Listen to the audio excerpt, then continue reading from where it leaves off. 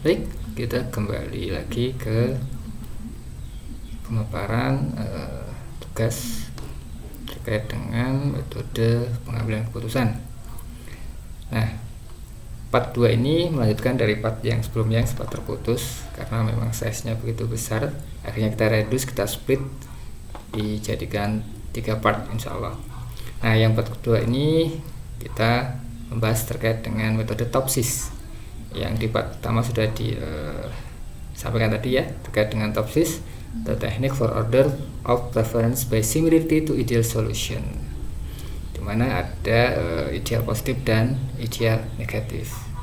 Nah, kriteria juga dikelompokkan menjadi cost ataupun benefit yang sudah dibobotkan sesuai dengan hasil analisis dari tim, dimana kasus yang kita angkat adalah seleksi mahasiswa penerima bidik misi atau KIPK, dimana tahun ini seleksi berdasarkan kuota, dimana yang sebelumnya tahun lalu masih full diterima. Kita coba simulasikan berdasarkan kriteria yang mungkin bukan seperti yang realita yang terjadi di sebuah perguruan tinggi ya. Kita asumsikan aja ada 4 kriteria, di mana penghasilan orang tua itu menjadikan cost, jumlah tanggungan orang tua jadi benefit, jumlah kendaraan menjadikan cost, dan kepemilikan rumah menjadikan cost. Value dari masing-masing kriteria dari calon penerima bidik ini, di sini mahasiswa, kita coba ambil mahasiswa 1 sampai 5 dengan value yang sudah ditentukan.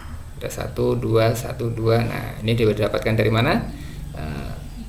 Di mana C01 kan adalah penghasilan orang tua, C02 adalah jumlah tanggungan, C03 jumlah kendaraan, C04 kepemilikan rumah.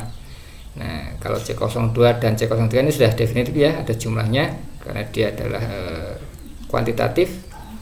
Kemudian kalau C01 dan C04 ini harus kita kelompokkan berdasarkan ring. Nah, nih misalnya 500.000 sampai 1 juta diberi skor 1 juta sampai dengan 1,5 juta dikasih skor 2, dan seterusnya. Pun begitu dengan kepemilikan rumah. Nah, seperti tidak memiliki rumah, numpang atau mes diberi nilai 1. Nah, kemudian rumah sendiri masih keripik diberi nilai 2, semi permanen diberi nilai 3, dan seterusnya dan seterusnya. Langkah selanjutnya adalah kita normalisasi dengan mengkuadratkan setiap elemen matrik pada tabel 2. Misalnya mahasiswa 01 pada kriteria C01 bernilai 1 ketika dikuadratkan tetap 1. Kemudian untuk mahasiswa 02 pada C01 bernilai 3 ketika dikuadratkan menjadi 9. Untuk lebih lengkapnya bisa dicek di tabel berikut, tabel 3.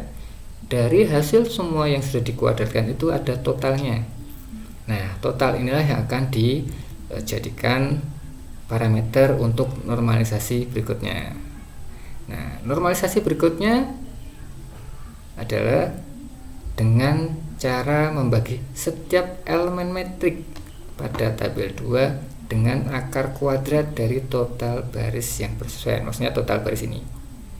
Sini ya, 55, 42, 11 maupun 49.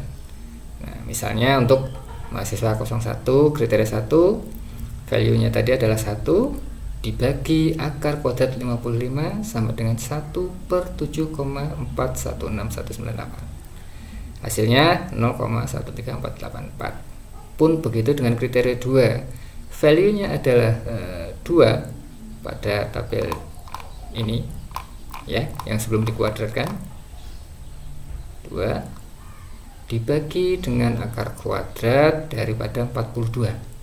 Hasilnya 2/6,480741. Hasilnya 0,30861. Untuk hasil semuanya bisa dilihat dari tabel 4, hasil normalisasi berdasarkan akar kuadrat. Kemudian berikutnya normalisasi terbobot. Normalisasi terbobot ini diambil dari perkalian tabel 4 dengan tabel 1, yaitu bobot dari masing-masing kriteria. Itu.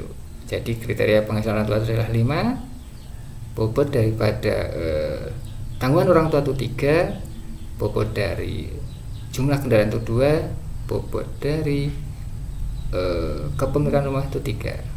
Hasilnya bisa didapat untuk mahasiswa 01 matriknya adalah 0,67 sekian, 0,925 sekian, 0,603 sekian, dan 0,857 sekian.